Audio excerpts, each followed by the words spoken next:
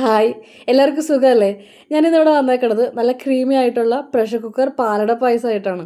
സാധാരണ പാത്രങ്ങളിലാവുമ്പോൾ പായസം ഒരുപാട് നേരം ഇളക്കിക്കൊണ്ടിരിക്കണ്ടേ? പക്ഷെ പ്രഷർ കുക്കറിലായിരിക്കുമ്പോൾ പാൽ അതിൽ തന്നെ ഇരുന്ന് നന്നായിട്ട് വറ്റി ഒരു കണ്ടൻസ്ഡ് മിൽക്കിൻ്റെ ഒക്കെ ടേസ്റ്റിലുള്ള പായസം കിട്ടും. രണ്ടാമത്തെ തവണ ചെയ്തപ്പോഴാണ് എനിക്ക് ഈ റെസിപ്പി കറക്റ്റായിട്ട് വന്നത്. അപ്പോൾ ഞാൻ എങ്ങനെയൊക്കെയാണ് ഉണ്ടാക്കിയതെന്ന് കാണിച്ചു തരാം കേട്ടോ. ഈ ഒരു ഗ്ലാസ്സിൽ 4 ഗ്ലാസ് പാലാണ് ഞാൻ എടുത്തിട്ടുള്ളത്. അതിലേക്ക് ഒരു പിടി അട കഴുകി വെള്ളം തോർത്തി എടുത്തത് നേരിട്ട് ആഡ് ചെയ്ത് കൊടുത്തു. ഇതിനുശേഷം ഒന്ന് ഇളക്കി കൊടുത്ത് പാലൊന്ന് തിളച്ച് കഴിയുമ്പോൾ കുക്കർ അടയ്ക്കാം. ഇനി തീ ലോ ഫ്ലെയിമിലാക്കിയിട്ട് അരമണിക്കൂർ അടച്ചു വെക്കാം.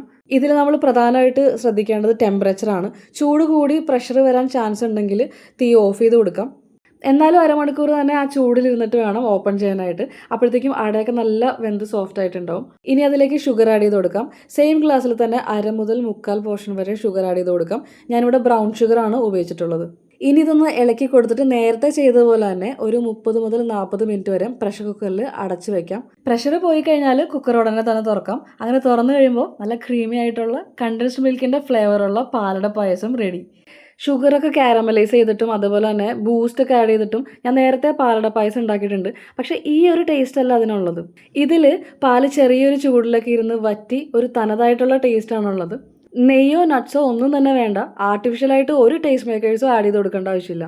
അപ്പോൾ ഇതുവരെയായിട്ടും നിങ്ങൾ ഇതുപോലെ ട്രൈ ചെയ്തിട്ടില്ല എന്നുണ്ടെങ്കിൽ please give it A try. ഈ ഓണത്തിന് മാത്രമല്ല എപ്പോൾ വേണമെങ്കിലും പ്രഷർ കുക്കറിൽ നമുക്കിതുപോലെ ഈസി ആയിട്ട് പാലട പായസം ഉണ്ടാക്കിയെടുക്കാം.